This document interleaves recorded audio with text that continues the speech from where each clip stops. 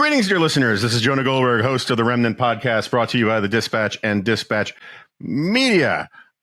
Excited about this is sort of like Schrodinger's guest. It's an interpositional problem. He's not a first time guest, but he's a first time with me because I don't know, 6 months, a year ago, I asked Klon to sub for me in Klon Kitchen, and he had Luke Coffey on to talk about Ukraine stuff, and I thought it was a great podcast. And I had to give it a respectable period of time before I had him back on to talk to me. So I think that time has passed. There's lots of stuff going on with Ukraine. Luke Coffey is a senior fellow at the Hudson Institute. He's long specialized on transatlantic. I think the technical term in the literature is stuff, and also various issues around NATO and Eurasia and security. And Luke, welcome to the Remnant. Welcome back to the Remnant. Yeah, thanks, Jonah. It's great to be back. It's great to be here with you one-on-one for the first time. I had a great time with Klon, and I look forward to our discussion today together. So I think big picture, you and I are in violent agreement about the importance of Ukraine, helping Ukraine, resisting Russia. When I've heard you talk about this stuff, both on here and also on the London Telegraph's podcast, which I'm a big booster of, I think rightly for public diplomacy's sake, I don't know what the right word for it would be, emphasize the national security interest of the United States in all of this, where I'm still a bit more of a moralist, and I just think countries that have a policy of abducting children and raping people, and trying to crush nations trying to build up a democracy need to be resisted. But I don't discount or disregard or disagree with any of the national security arguments either. So with that level setting, where do you see the situation now? We're going to talk about domestic stuff in a little bit, but where do you see the situation now on the battlefield in Europe, in Kyiv? How's it all going? What do you think the counteroffensive is? This is your opening briefing, as it were. Thanks. Well, of course, it's well known at this point that Ukraine is in, some would say, in the middle. I actually don't think we know exactly where they are in the process of their 2023 counteroffensive. I think we've all watched too many Hollywood movies over the years where we think, a counteroffensive has this start point where, there's a young officer firing a pistol into the air and then the tanks move forward and then the fighting commences.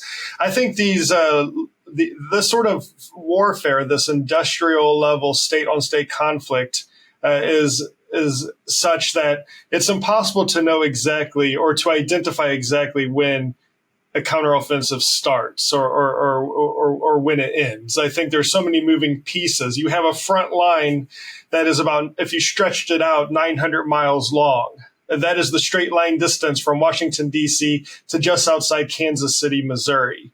You have hundreds of thousands of soldiers on each side of this front line, and you have tens of thousands of pieces of equipment. So it's a very complex situation. So there's no doubt that Ukraine is in the process of their counteroffensive.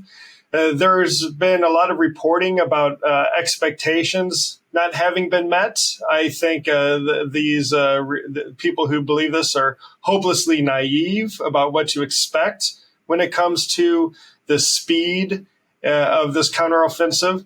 I've been saying from the very beginning that if you can't cope with watching Bradley's U.S. strikers and Leopard tanks burning on Twitter, then you should probably log out until about November or December, because that's when we'll know whether or not this counteroffensive has been a success or failure. It's not over until it's over.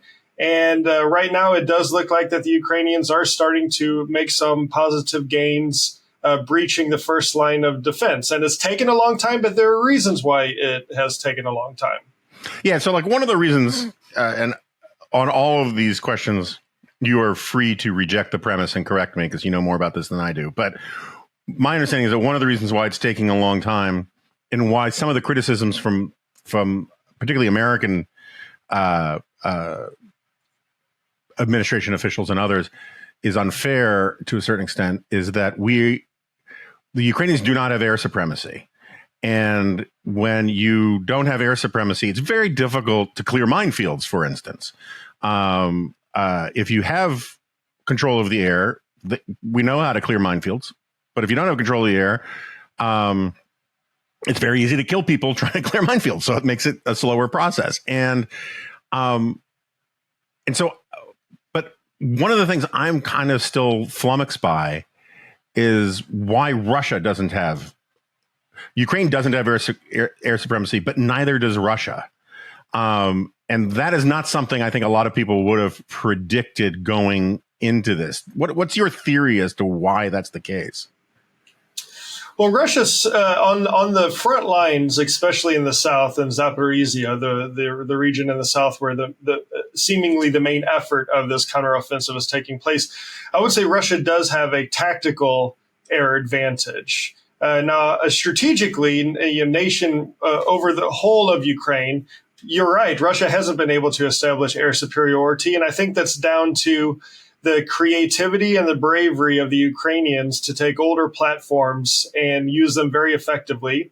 The ability of Ukraine's Western partners to quickly backfill Soviet Russian-made aircraft that Ukraine was flying with much needed spare parts and munitions, and in some cases, actual aircraft from the stocks of Central and Eastern European countries that had these as legacy aircraft from their time in the Warsaw Pact. And then just the willingness to adapt quickly on the Ukrainian side. I think this has all contributed to Ukraine's ability to deny Russia air superiority over the skies of Ukraine. But like I said, on a tactical level, especially when it comes to rotary wing aircraft, attack helicopters, the Russians are being very effective. And this is one of the biggest concerns that many of us have had about this counteroffensive. But we are starting to see Ukraine perform better in terms of localized air defense on the front lines. And I think this is helping to contribute to some of their successes that we've seen in the past couple of weeks. In addition to the lack of air superiority or air dominancy on the side of Ukraine, there's also the issue of training. A lot of the troops that are being used for this counteroffensive were the newly trained brigades that were training in the UK, training in Poland and Germany, across Western Europe, and they just didn't have the combat experience. They quickly got that combat experience over the summer, and they've learned the lessons to be effective on the battlefield and to stay alive. And I think that's also why just now we're starting to see more tactical gains by the Ukrainians, because their troops that were once fresh in late spring, early summer are now combat tested and hardened.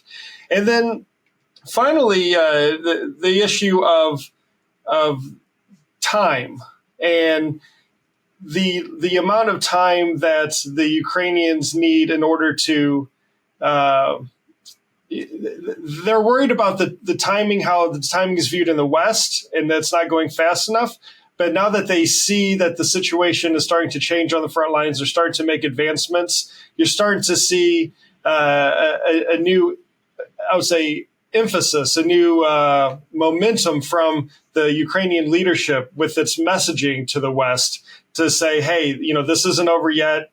We have plenty of time to get this right. We're going to do this safely, and we're going to do this effectively. And we're doing this in a way that no other military has done in recent memory. Newly trained forces and without air superiority. So I think overall, considering the circumstances, Ukraine is doing quite well. Yeah, I mean, on the last point, it's, NATO doctrine says you don't do a lot of the stuff in the counteroffensive without air superiority. And we're saying, why aren't you doing this stuff, even though they don't have control of the air, which is asking a lot of somebody else to do on their own soil, to get your own people killed.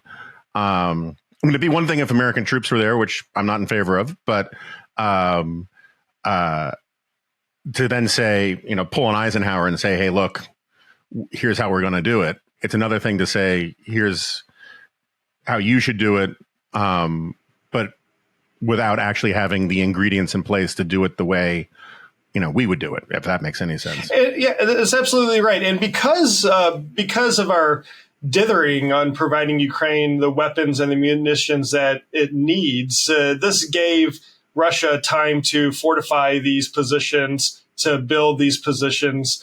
And it's all available for anyone with access to commercial satellite imagery to see. These are heavily fortified lines of defense, linear lines of defense, with minefields and various anti-tank obstacles. And this just takes time to breach. But when they are breached, then things start to move quickly. Because when Russia has to go from its first line of defense and retreat or withdraw back to its second line of defense, then it too has its minefields to worry about. And then with the proliferation of commercial UAVs conducting recon missions, then the Ukrainians will have a better idea where the minefields are and where the gaps are, because the Russians aren't going to retreat through their own minefields. At least they're not going to if they're withdrawing, properly. So we're going to start seeing some movement in the next month or two. I'm certain of that. How far the Ukrainians will get, it's anyone's guess. But we will start seeing some movement, and we need to start thinking now about 2024. We have to stop seeing Ukraine's fight of national survival as a series of individual counteroffensives that take place every year that we arm and equip and train the Ukrainians for. And instead, we need to see this as one long, continuous campaign that's going to have ups and downs, victories and defeats, but it's going to be for the long haul, and we need to be prepared for this. So what's your sense? I mean, again, I want to we're kind of putting the cart before the horse on some of this, but what is your sense about, if you talk to actual Ukrainians, you hear, which I'm assuming you do more than I do, actually Ukrainians are perfectly comfortable complaining about Zelensky. He is not. I mean, Zelensky's biggest fans in the West want to talk him about as this Churchillian, Lincolnian figure, and how and which I have no problem with in general, right? Because I do think he has been a heroic, essential figure in this whole thing. But the Ukrainians get pissed off about normal human things about the government, and they say so. What is your sense about his actual political popularity? The stability of his government in Ukraine going forward. If there were elections held today, how would he do, that kind of thing? Well, it's difficult to say because of the situation in almost 20% of Ukraine is one that is under foreign occupation. But let's not forget that President Zelensky and his party won with landslides when they were during the last elections. There is a debate going on now on whether or not the Ukrainians should hold presidential and parliamentary elections in the near future as they were originally scheduled. This has to be a matter for the Ukrainians and the Ukrainians alone to decide if they want to do this. From anecdotally, what I hear speaking to Ukrainians, even those from opposition parties, is that President Zelensky is respected as a wartime leader. But as you mentioned, Jonah, you always have bread and butter issues that drive domestic politics, and that's no different for Ukraine right now, even with the war going on. And so it's difficult to speculate what would happen if you had elections, but I think overall people understand the important role that President Zelensky is playing, and he hasn't been hyper partisan in any of his actions or throughout the course of this war. He's been pretty inclusive, I would say. Now, of course, we in the West, we view, as you mentioned, Zelensky as this Churchill-like figure. And unless you're Tucker Carlson and then you think he's a Weasley criminal something or other, right? I mean, yeah, of course, there's a caricature. There's a cartoonishness going the other way too, right? There is, which is when you look at the situation, it's absolutely farcical. that, all these conspiracies that, Zelensky's wife is buying $5 million villas in the south of France, and, all this stuff. All this stuff is just perpetuated by people like Tucker Carlson, who actually know better, but, have made a very, very good career out of being the conspiratorial contrarian in all of this. But, my concern is that if Zelensky is somehow, God forbid, killed, so many in the West you see him as the image of Ukraine, like the public face of Ukraine. The indispensable man, as they said about Washington. And I think that's dangerous in the long term. I think the Ukrainians as a society, as a nation, have shown this incredible amount of pluck and willingness to fight, in some cases, not only defending their country or their cities or their towns, but I've heard of, I've spoken to people in Ukraine where they, were defending their homes or their families against the Russian invaders. And I think this is now ingrained in Ukrainian society that from a Ukrainian's point of view, if there was a change of leadership at the top, and it was a strong leader like President Zelensky, it wouldn't change much in terms of the national willingness to defend itself. But I just worry how that might impact Western calculus and Western policymaking in London and Berlin and DC. No, that's a good point. I feel like there are probably some Vietnam parallels there, which we can avoid. But it is funny, not necessarily ha funny, but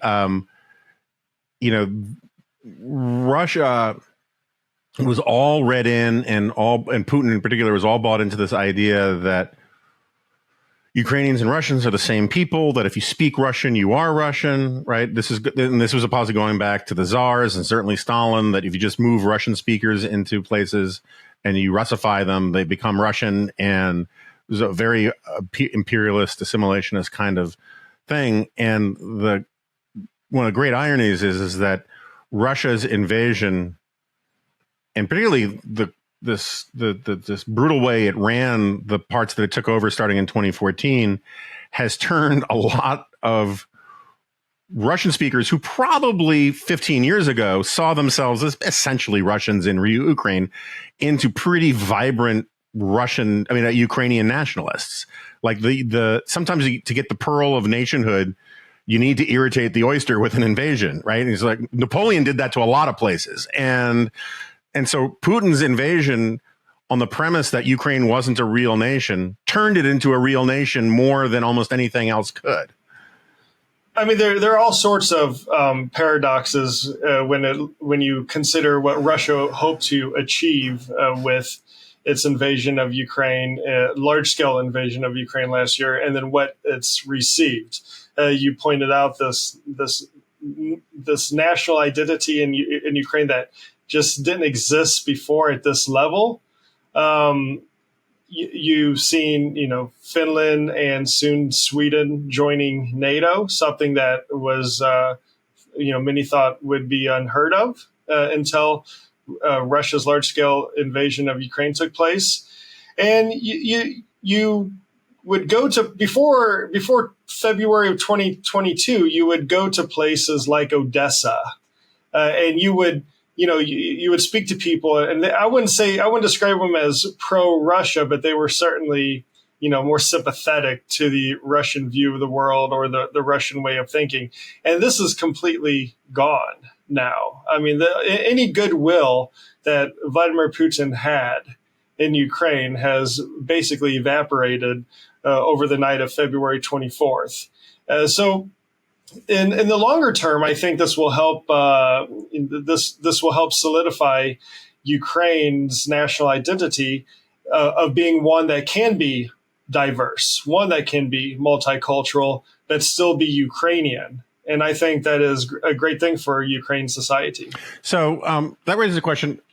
I've never gotten a really great answer on, maybe because there is no great answer.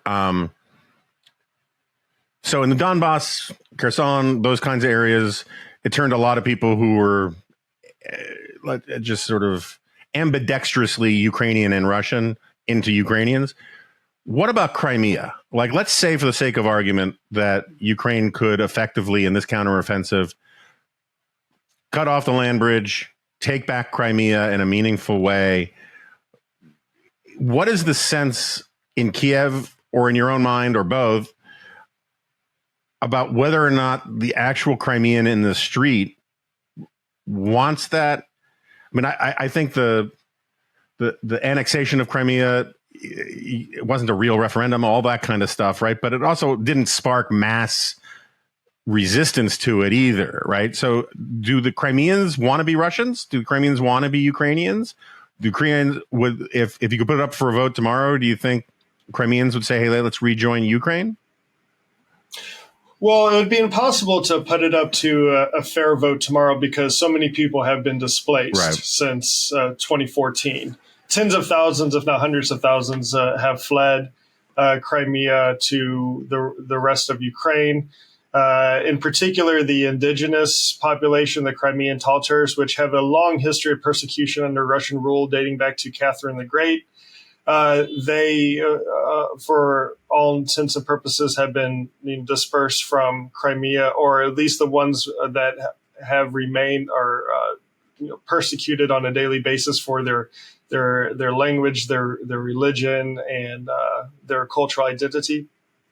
I think when it comes to the Crimea, we have to look at international norms, international law, and facts. Ukraine held a referendum in 1991 on whether or not it wanted to become independent or remain a part of the newly established Russian Federation in the aftermath of the collapse of the Soviet Union.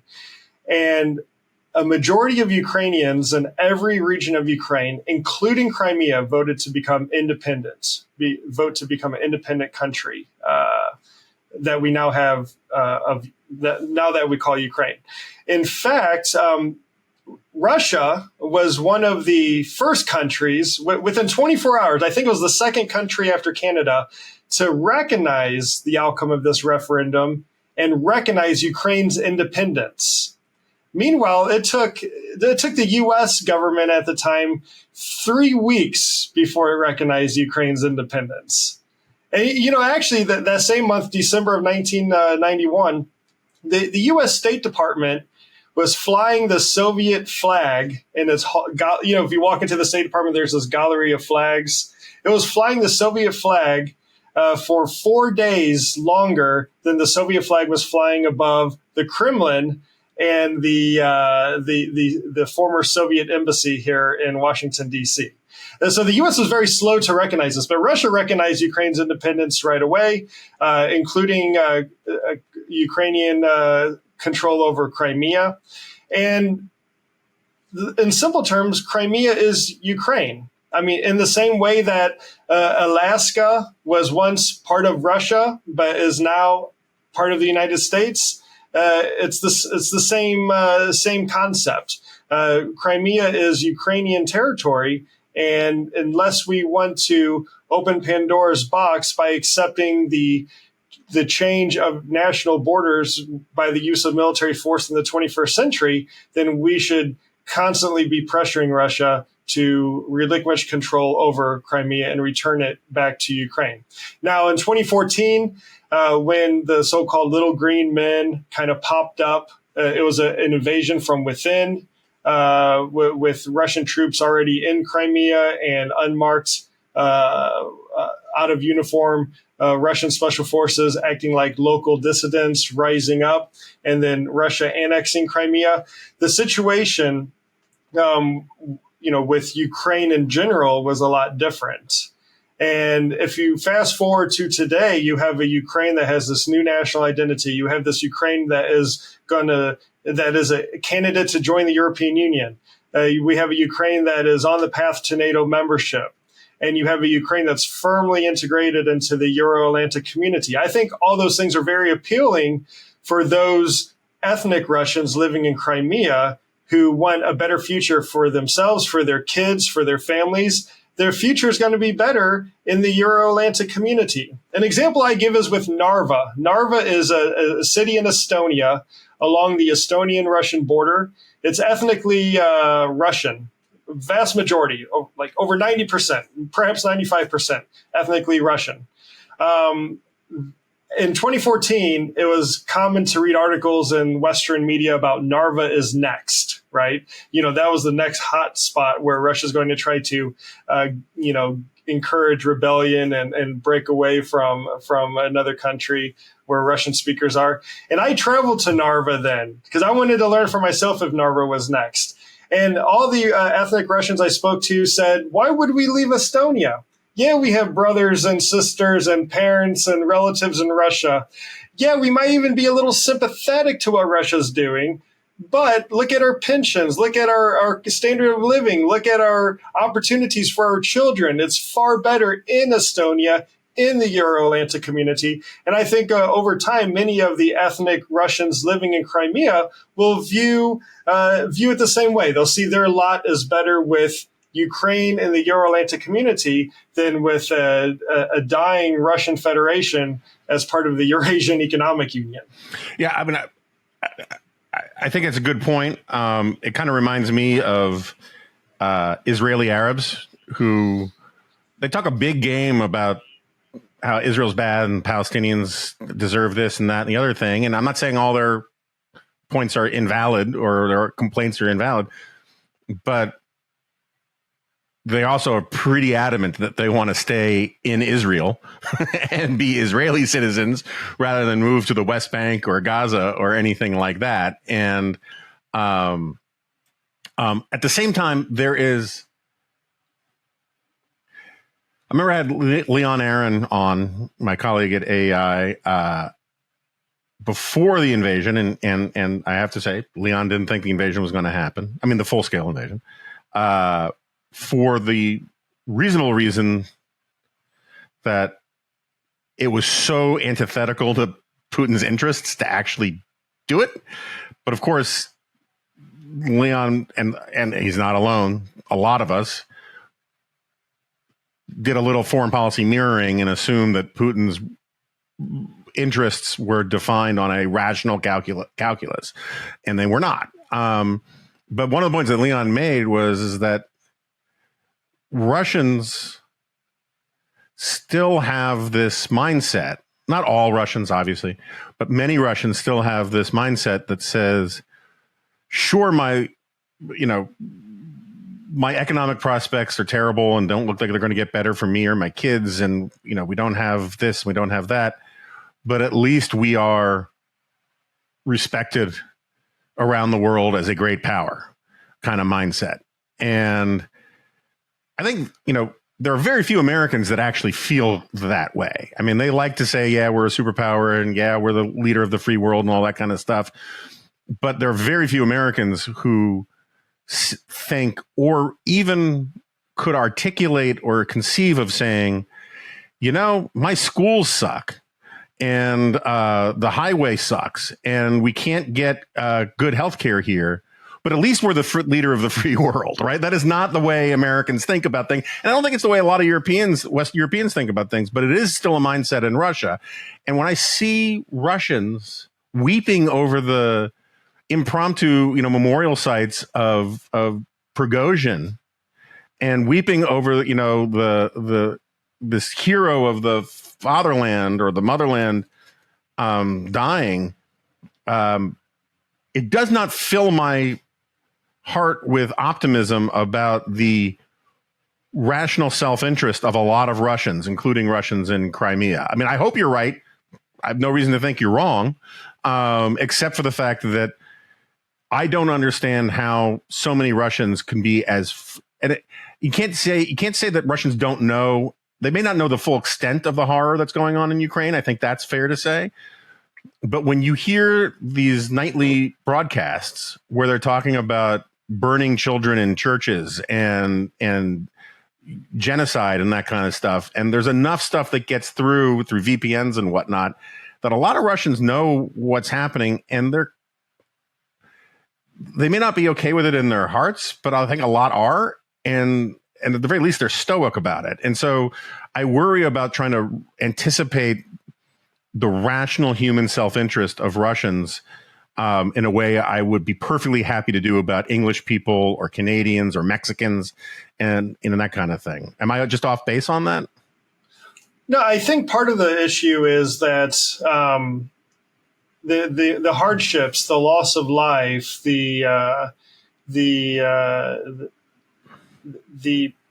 conscription that has taken place has not really touched on many of the elites or the commentators or even the middle classes of St. Petersburg and Moscow, but has instead focused on the periphery of the Russian Federation, ethnic minority groups, often ethnically Turkic and Muslim, or from the far reaches of Siberia. So you won't have this concentration of discontent focused on the capital or the major urban areas because of this. And I think that might be one of the reasons why there's at least this perception that the Russians are willing to tolerate much more than what we were expecting. I think this also played a role in how we miscalculated the impact of economic sanctions. Are the economic sanctions having an impact? Absolutely, they are. This is undeniable. But they're not the silver bullet that many people had hoped. And the Russian people are quite, willing to forego the actual. Like today, I saw that with Domino's Pizza being, out of Russia, they've created this new knockoff brand of Domino. It looks like Domino, but it's called something else. The Russians will quite happily eat that pizza rather than Domino's Pizza. I don't think it really factors into their thinking very much. I think when it comes to Russia's tolerance for suffering, this is going to be really led by Vladimir Putin. He will. I think he will go along for a long way down this road of destruction and suffering, and before I don't think he would ever alter his course of action right now. I think he understands that this is about regime preservation for him. This is about ultimately his survival. And this is the interesting thing about Russia's large-scale invasion of Ukraine last year. Leading up to February 23rd of 2022, I believe that everything Vladimir Putin did was about regime preservation, regime survival, maintaining his power and influence.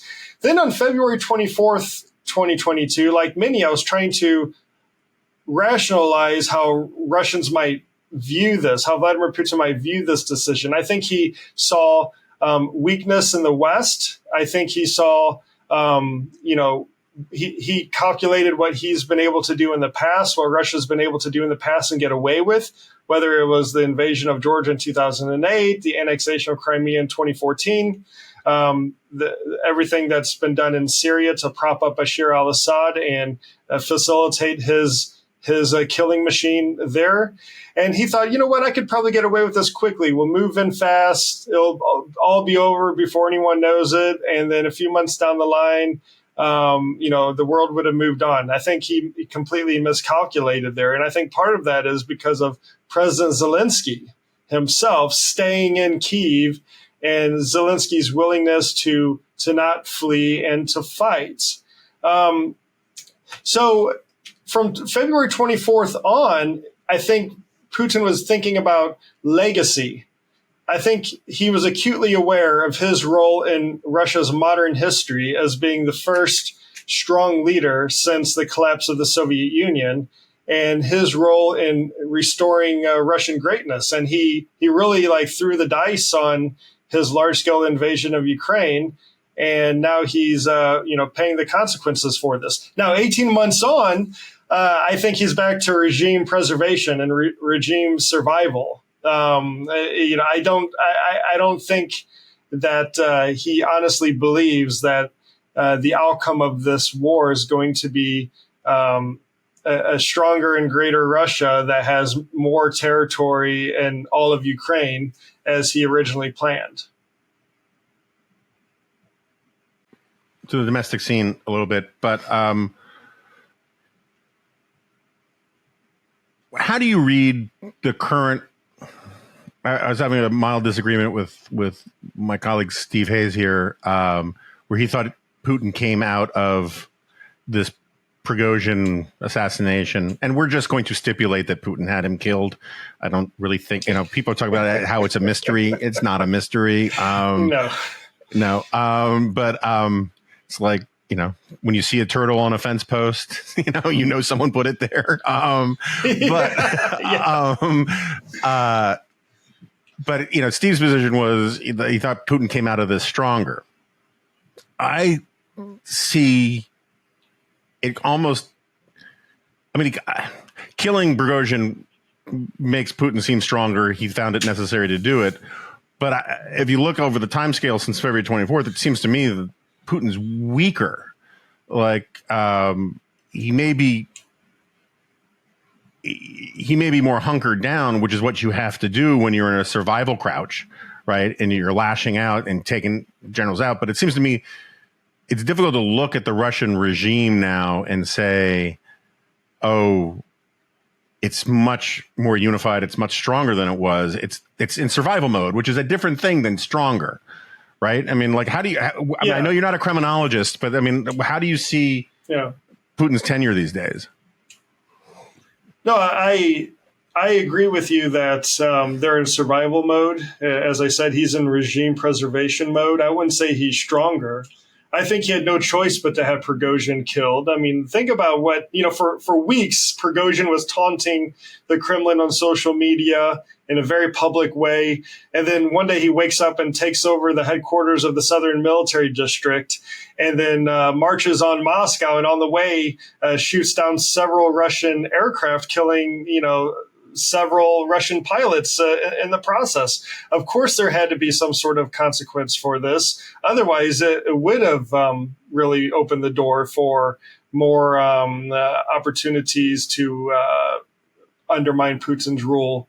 Imagine, some rogue element inside the United States capturing CENTCOM in Tampa and then starting to drive up 95, although traffic would probably be more of a problem. But, driving up 95 and getting just a few hundred miles outside Washington, D.C., I mean, it's crazy to think. But this is, and by the way, along the way, shooting down several U.S. helicopters and jets.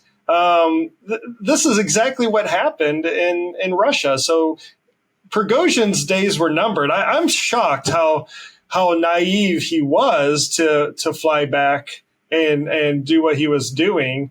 He must have known that he was marked. And I think there's a question about the future of the Wagner Group and what role it will or will not play, whether it's in Eastern Europe or Africa or whatnot. But I wouldn't say Putin is stronger. I would say he's just merely surviving right now. All right, so let's turn to domestic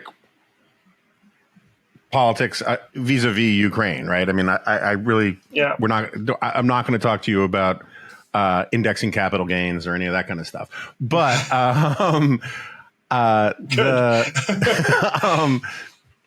first of all, I would be remiss if I didn't actually ask you to make this case. So let's cheat and front load what would probably be your response to many of these people saying Ukraine's not our interest. Make your elevator pitch about why supporting Ukraine is an American self-interest. Yeah, well, firstly, I understand in the opening segment of this podcast, you talked about how important the moral argument is and the value-based reasons and the normative reasons. But sadly, Jonah, we're in this situation, this funny situation today in America where these reasons no longer resonate as strongly as they used to. And I think that's a whole different question we should have about our national identity and America's role in the world. But nevertheless, we are where we are. So if I was giving an elevator pitch based solely on U.S. national interests, the first point I would make is that North America and Europe account for about 44% of global GDP. We're each other's number one source of foreign direct investment. We're each responsible for the creation of millions of jobs on either side of the Atlantic. And we're each other's number one export partner. 45 out of 50 American states export more to Europe than they do to China. And when an American is exporting a product or a service to Europe, that means an American job. And this economic prosperity in Europe that facilitates these exports from America is only possible because of the stability and security across the continent that Vladimir Putin is trying to undermine right now. That's what he's trying to do in Ukraine, and that's what he wants to do with the rest of Europe. So ultimately, this could impact Americans' jobs and bank accounts. Secondly, in this era of great power competition, we are seeing the dismantling of the conventional forces of the Russian Federation right before our very eyes, without a single American firing a shot or getting shot at, and all for a relatively low cost to the U.S. taxpayer. It's a great return on investment. We could talk about the numbers later if you want. And then the final point I make has to do less with Europe and more with China. Russia and China are partners. Russia might be China's junior partner, but they are partners nevertheless. It's no coincidence that when President Xi visited Moscow in March, that same week, Prime Minister of Japan Kishida visited Kyiv. The regions of East Asia and Eastern Europe are intimately linked when it comes to security and U.S. national interests. And China's watching how we respond with our support to Ukraine because it has its eyes, of course, on Taiwan. And a stronger Ukraine, in my opinion, will mean a stronger and safer Taiwan going forward. So, but I have been reliably informed by Vivek Ramaswamy that all it would take is for a President Ramaswamy to give about a quarter to a third of Ukraine to the Russians on the promise that Russia no longer be buddies with China. Why isn't Vivek right about all of that? Well, I think one of your colleagues at AEI described this as criminally stupid. I would also describe it as hopelessly naive. This is like the stuff, these are the proposals that, when you're in the model UN in high school and your girlfriend's on another delegation and you're trying to impress her, these are like the crazy ideas that one might come up with. This is amateur hour, to be completely honest with you. It does not take into consideration any of the second and third order effects of what this policy might mean for Europe and transatlantic security and our relations with Europe. As I mentioned, this is a huge area of economic activity, and it's important to not only to the U.S. as a nation, but to the American worker. It doesn't factor any of that into the thinking. But most importantly, Luhansk, Donetsk, Zaporizhia, Crimea, Kherson, they're not ours to give. The idea that we could just hand them over and then all of a sudden Russia's going to align with us to counter China is just so naive. It doesn't make any geopolitical sense at all. It might sound nice, but when it meets reality, it's not going to deliver the results that he might hope for. Yeah, I mean, to me, it's a little. I mean, I like the Model UN thing. I don't know if you ever watched it, but Parks and Rec, the sitcom, they had a great episode where they ran up Model UN, and Chris Pratt, the Andy Dwyer character, I think he's the representative for Finland, and he agrees to trade his entire navy, I think, for all the lions in Africa. As if this is a thing that countries do, right? We're pretty much at that level right now with this line of thinking.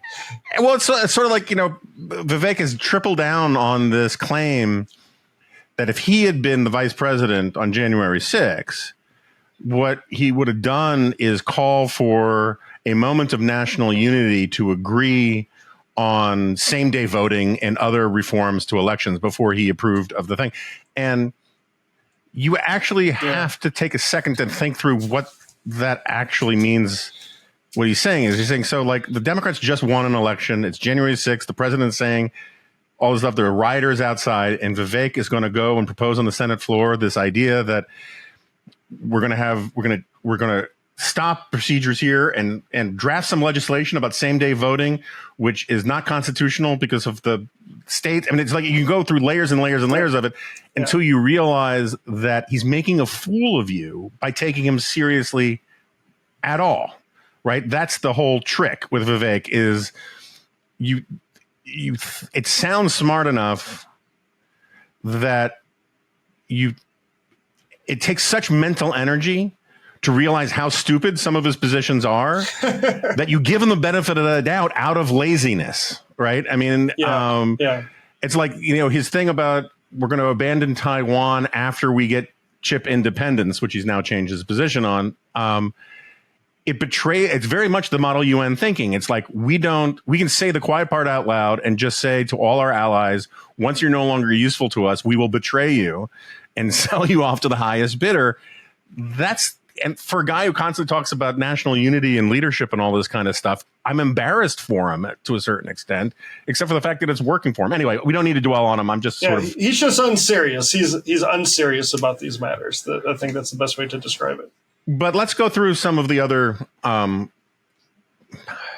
superficially what de Tocqueville somewhere writes about how certain ideas are clear but false ideas. Like they seem like really obvious, and then turns out when you think about it, they're not.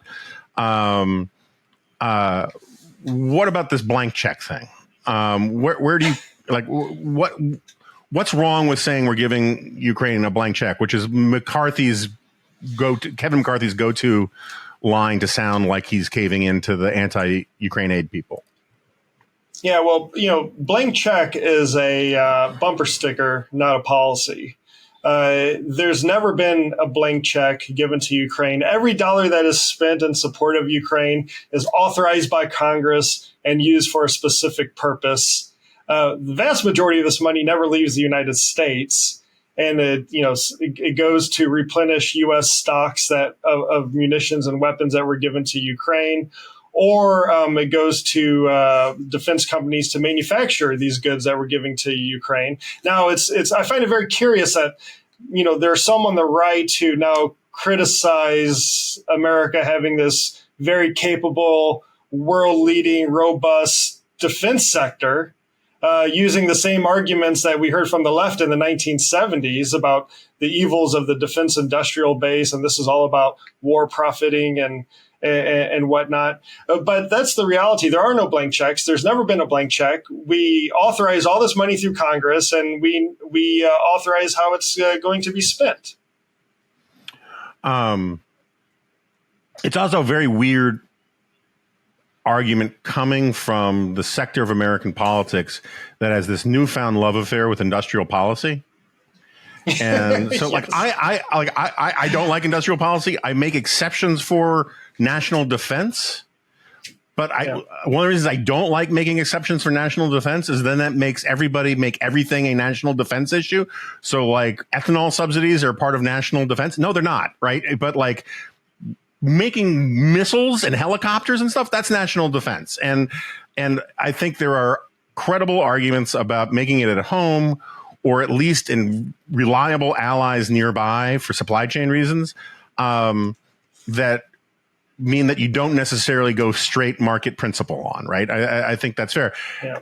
What is weird to me is how the people who think that's absolutely true about making cars and bicycles think it's an outrageous war profiteering thing to do it for American, military armaments and preparedness. It's just a very weird sort of cognitive dissonance on this thing. Yes, I completely agree. And it's quite the, intellectual journey to go from one to the other. So, it's not an 800-pound gorilla, but it's a good sized gorilla. In the room here is you were for a good period of time a defense policy Ukraine guy at Heritage, the Heritage Foundation, a think tank in Washington that, as I always say, still has good people there, though a lot of them have been fleeing over the recent years or months. And one of the reasons I don't want to misspeak here, but one of the reasons you left was because you disagreed with Heritage about its Ukraine stance. The head of the defense policy shop recently quit for the same reasons in the wake of this really egregious ad campaign about how we're taking money from Hawaiian fire victims and sending it to Ukraine. Can I get, I don't want to dwell on it. I know you've got friends there and it's not a fun thing to talk about for you necessarily, but like, what the hell's going on over there? What is your theory of the case? And what is the best way, do you think, for conservatives, Reaganites, which I think supporting Ukraine is a Reaganite position if they're ever, to the extent you can use those kinds of labels today, the Reaganite position is to help Ukraine. It's like straight out of the Reagan doctrine, which the Heritage Foundation was once one of the leading architects of intellectually. What arguments do you use when you're trying to have a good faith disagreement with people who are spouting the bug out of Ukraine immediately position from the right? Yeah, well, I mean, it was the reason why I left after a decade at the Heritage Foundation. The position over Ukraine, the unwillingness to support any funding in Congress that could go towards helping Ukraine.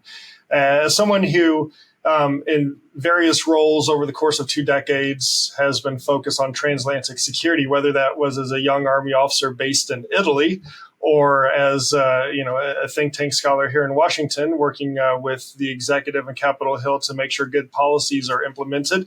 I couldn't in good faith stay at an organization that wasn't going to take these issues seriously and in a nonpartisan way.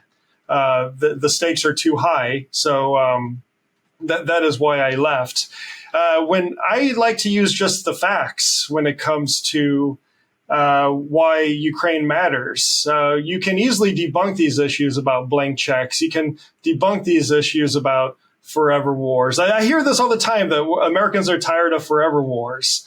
Well, if Americans are tired of Ukraine right now, imagine how Ukrainians feel because we're not fighting there.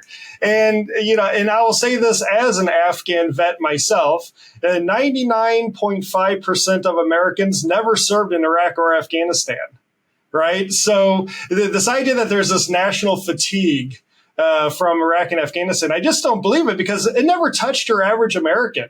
I remember going after my deployment to Afghanistan back home. I'm from Missouri. I went to a Cardinals game in St. Louis and I was in the stadium with 30, 40,000 people. And I felt like for a while I was on another planet. It was like, no one really cared or thought much about what was happening in Iraq or Afghanistan. And that's a whole nother issue we can discuss and talk about. And overall, I think that's fine that the American society didn't have to carry this burden, and just a small amount did. But let's not pretend that we can't support Ukraine because we're fatigued from Iraq and Afghanistan. It's just nonsense. If you think that there needs to be more transparency for U.S. aid to Ukraine, I'm all about transparency and accountability. But let's see some of the proposals you want to implement. It's just talking points. Not enough accountability. Too many blank checks. Americans tired of forever wars. But the stakes are high right now. I feel like many of our policymakers in Washington, they do not appreciate the historical significance of the times we live in, especially with what's happening with Ukraine, what could happen with Taiwan. It is a very dangerous world out there, and the U.S. needs to take an America First position, which is ensuring that our interests are met overseas and our allies are taken care of and our adversaries are weakened. That is the America First position, not trying to draw up bringing up the drawbridge and pretending like, what happens around the world doesn't matter and using, populist talking points to try to make a case. That's not responsible. And I think part of this actually lays at the feet of President Biden. When it comes to foreign policy issues, most Americans don't have an opinion one way or the other unless they're asked for one. And then they have strong opinions about it. The Americans want to be led on foreign policy. They want a strong leader at the top making the case, explaining to the American people what is in America's interest, why it's in America's interest, and what we need to do about it. And we have not had that with Ukraine. You know, when President Biden does talk about the importance of Ukraine, he talks about things like preserving the rules-based order and things like this. And look, I've been involved in this stuff for about, like I said, 2 decades. I'm not even sure I know what the hell the rules-based order is, right? I mean, these words are meaningless to your average American. And when you talk about, instead of rules-based order, you talk about the economic dependency we have with Europe, the threats we get from China and Russia trying to undermine U.S. national interests, and the fact that the Ukrainians are willing to fight the Russians to defend their homeland without asking for a single U.S. soldier on the ground, I think you can start making a compelling case. And then when you look at the cost of doing this, which in the big picture, you know, U.S. support to Ukraine amounts to less than 0.2% of America's GDP. And for this, we're getting, like I said, the dismantling of the conventional forces of the Russian Federation. So it's great value for money. The problem is President Biden isn't articulating this, and it creates this vacuum that's being filled by some on the left, some on the right, who don't want America involved in this war. Yeah, I mean, so there's a lot going on there. I agree with all of it. The part of my frustration with, so like the forever war thing, I agree with you entirely. It's, how do I put this? So there are all of these arguments that this situation seemed that were used to be the bedrock positions of conservatives, bedrock, you know, I mean, bedrock, just sort of the standard sort of criticisms that a conservative would have about intervention. It seems like this situation anticipated them and worked around those criticisms. So like it used to be the criticism on the right was Americans are tired of forever wars. Well, okay. But the problem with that was that the real, I'm messing this up. The argument that used to be made on the right was that American elites are disconnected from people fighting on the ground. We don't have enough, the average American doesn't have enough skin in the game, because when people like Luke Coffey come back to a baseball stadium, maybe there are like 6 other guys in the stadium who were there and everyone else is living their lives like it's normal. And that's sort of a bad imperial mindset where we're sending imperial grunts off in the world to do our fighting for us, where we don't feel like we're making any sacrifices ourselves. That was a perfectly valid argument. Could be taken too far, but there's meat on those bones, right? None of that applies here because we don't actually have boots on the ground in Ukraine. That was the other argument. Like if we had sent troops into Ukraine like we did in Iraq and Afghanistan, people say, well, why do we have to send troops? Why can't we just help them fight for themselves? You know, if it's so important, let the Iraqis do the fighting. We'll give them the guns. That's exactly what is happening in Ukraine, where the Ukrainians are doing the fighting and we're just giving them some guns.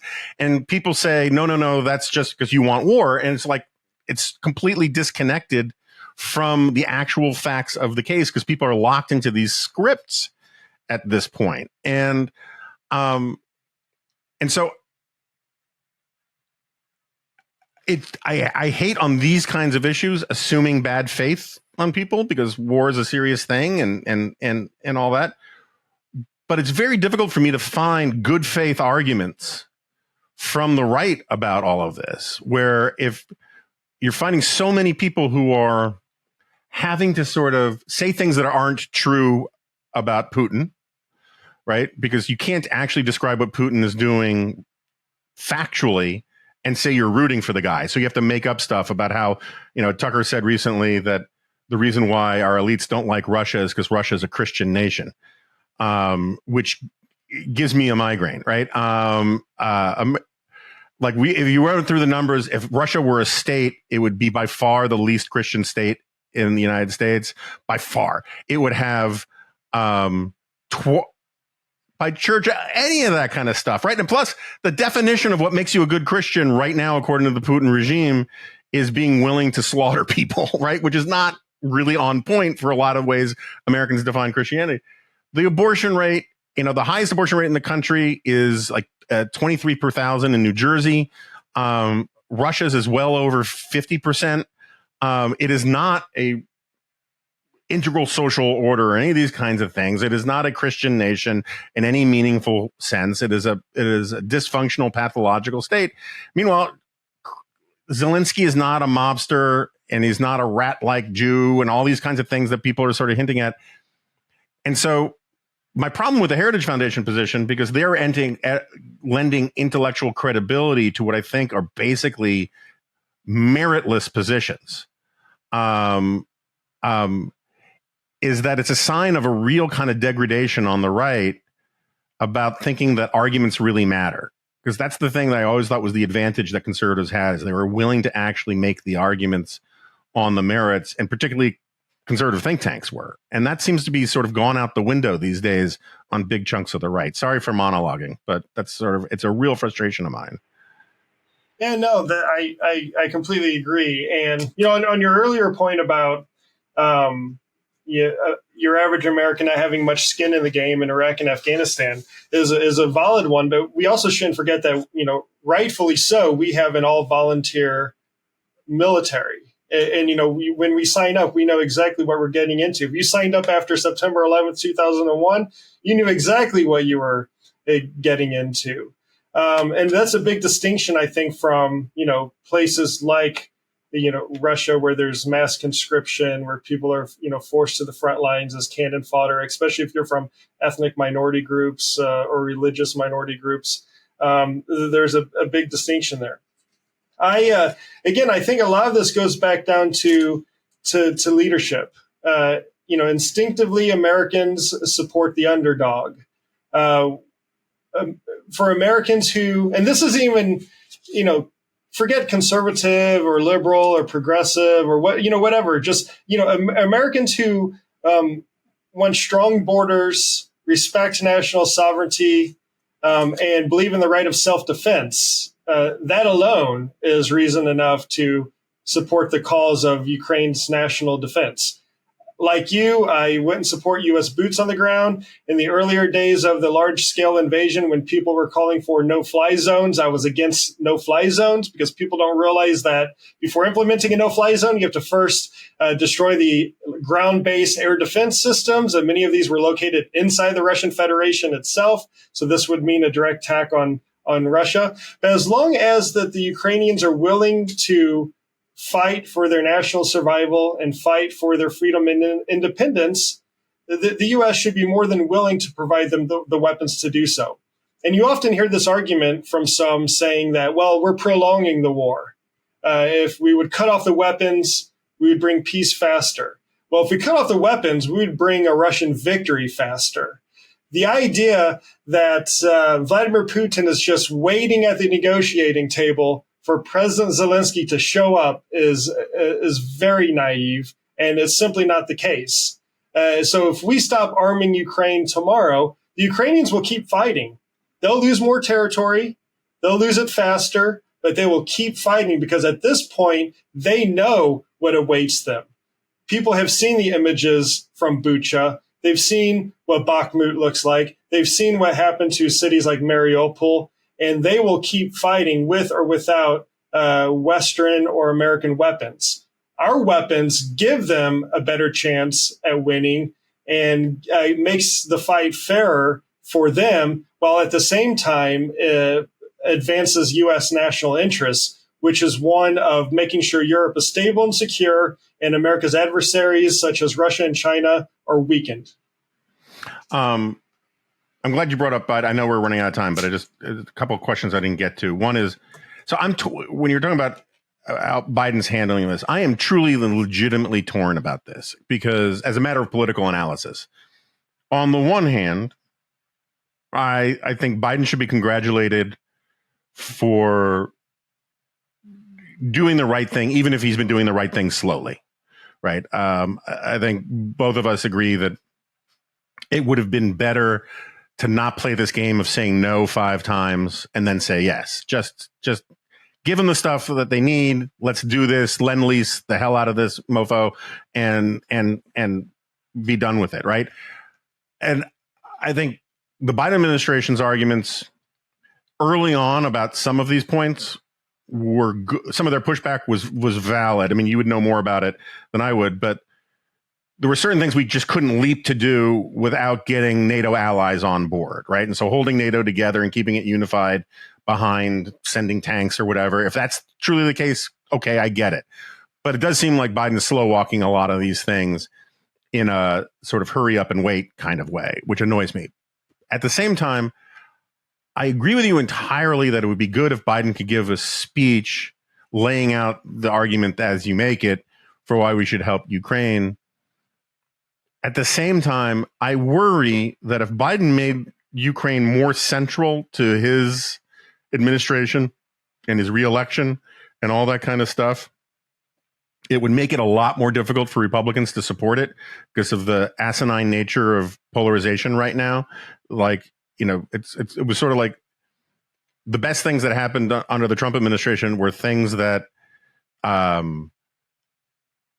forget the Trump administration. The only times you ever get good sort of bipartisan stuff is when a Democratic president pretends he doesn't care about it, or when a Republican president pretends he doesn't care about it, and that way it's okay for the other side to buy into it. And so, like, if Biden made his administration all about Ukraine, then I fear that a lot of Republicans would say opposition to Ukraine is central to opposition to Biden. And I don't know that Biden has anything like Bill Clinton's chops at being able to sell something as important as this. And so I sometimes worry that maybe it's best if he just keeps his mouth shut and not make this central to his administration, because it could invite a sort of right-wing antibody response that elevates it in importance.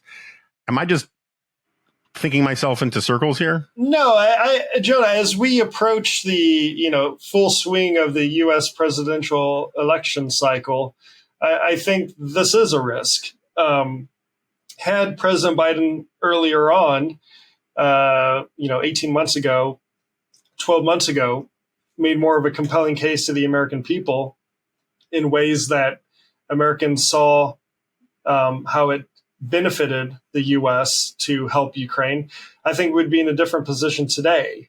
You're right, as we head into this even more politicized, hyper-politicized phase of U.S. election politics, how you outline, a strong vocal support from President Biden now has risks, as you outlined. So this is a challenge for everyone else that believes that Ukraine matters to the United States' interests, that Ukraine matters to the future stability of Europe, that Ukraine matters to the future stability of Taiwan. It's up to us to make the case to the American people, to policymakers in Washington, and explain why that this is the case. And there are many of us out here doing this on a daily basis. Daily I am engaging with Capitol Hill. I'm engaging with commentators and stakeholders on this issue, making the case, and I'm not alone.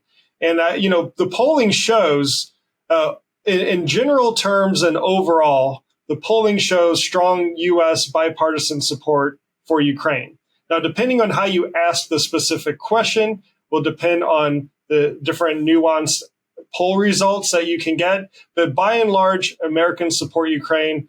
I, travel quite a bit around the country, and I anecdotally hear strong support for Ukraine. Like I said, Americans instinctively support the underdog, and we understand the threat that Russia poses to U.S. national interests. All right, so last question. I should have asked this much earlier.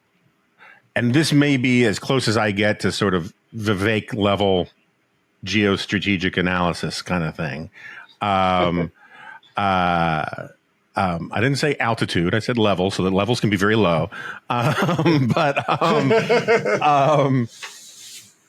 So as I understand it, to be a member of NATO, you can go to war without invoking the charter that says everybody's got to come with me, right? It's the charter only kind of kicks in when you've been intact. But America has gone into things without asking that NATO itself get our back. And it seems to me that if I'm in Warsaw and I'm looking at what's going on in Ukraine, right? If I'm maybe not the Baltics, but because they're just too small. But if I'm Poland and I see that Ukraine is faltering, I'm not saying they are, but let's just say for the sake of example, I kind of get the impression that the Polish military could really give Russia at this point a serious pasting, right? And I know everyone's worried about escalation, but like, is it conceivable that Poland Hungary's kind of out of the question these days, but there are a couple other sort of East European, the Czechs, could see it in their interest to actually put boots on the ground in a serious way in Ukraine without asking for other NATO members to do the same? Or do you think that's just not going to happen, and it really couldn't happen for some reason that I haven't thought through? I mean, theoretically it is possible. But one thing NATO as an institution likes to pride itself on is consensus and coordination and consulting one another before taking big steps. Article 5 of the North Atlantic Treaty, which everyone knows very well as being the security guarantee, an attack on one is an attack on all, actually doesn't have a trigger. It's ultimately a political decision. If all the members of NATO agree that a certain attack was an Article 5 attack, then it becomes an Article 5 attack. So at the end of the day, it's a political decision on how NATO might handle an attack against one of its member states against the Russian Federation. I mean, there's examples of in 1982 the Falkland or 82, 83 the Falkland Islands, and Britain going down to liberate the Falkland Islands after Argentina invaded. Look, this had nothing to do with NATO. Britain didn't ask anything from NATO, and the UK went about its business. The difference would be if Poland intervened in Ukraine, and then Russia retaliated by striking targets inside Poland, then that would really create division inside the alliance on whether or not that was an Article 5 attack. Should we invoke Article 5? If, I could hear it now, the Tucker Carlsons of the world would be like, look, Poland's dragging us into a war with Russia. But if any regional country does intervene on behalf of Ukraine inside Ukraine, this would have to be done by the invitation of the Ukrainian government. But I don't see this on the cards anytime soon. I think there's a huge policy space between doing nothing at all for Ukraine and then putting boots on the ground from any NATO country. There's a huge policy space in between these two extremes. And that's, we need to find the right balance between these two extremes.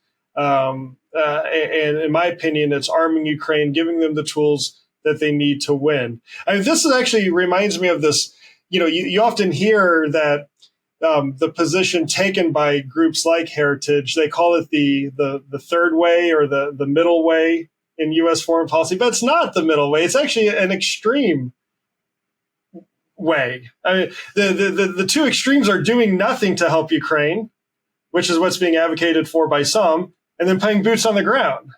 The middle way is actually, arming Ukraine. Yeah, what we're doing, arming Ukraine, helping Ukraine win. That's the middle way. And I think that's the way that reflects the mood of most Americans. And that's the way that guarantees U.S. national interests without undermining our own security and stability. Yeah, I mean, that's sort of what I meant when I was saying how this situation is very frustrating because Ukraine has actually acted in a way that anticipated all of the normal objections to like getting involved in a war. Like, we don't want your boots on the ground. We just want your help to fight these guys, and we'll do the fighting and dying here. And that has left people to sort of, because of that fact, it's kind of left people with this, who want to oppose it for domestic political reasons, with this imperative to make up objections that don't really kind of apply to the facts on the ground. I mean, it's sort of like they don't want to take yes for an answer, so they have to make up no's somewhere in there, and it's a very difficult thing to fight against. Yeah, but I do find when you take the time to explain, one by one, why these arguments are invalid, it's not too hard to make a compelling case. Those who don't want to support Ukraine on Capitol Hill or in the policy community, they've made up their minds. They've performed these intellectual gymnastics to get to this position. And they'll always believe the blank checks. They'll always believe that there's no accountability. They'll always believe that, Zelensky's corrupt, and this money is being used to buy his wife villas and whatnot. They'll believe this stuff, and there's really no convincing them. But there is this group that they are on the fence, and they need to be convinced why it is in America's interest, and they can be convinced because there is a great case to be made. We just need our leaders on the left, on the right, on Capitol Hill, in the policy community, in the commentating community, to make the case and make the case strongly, because there is one to be made. All right, that's a great place to leave it. Luke Coffey, thank you so much for doing this. I really appreciate it, and hope to have you back. Yeah, my pleasure. Thanks for having me on today.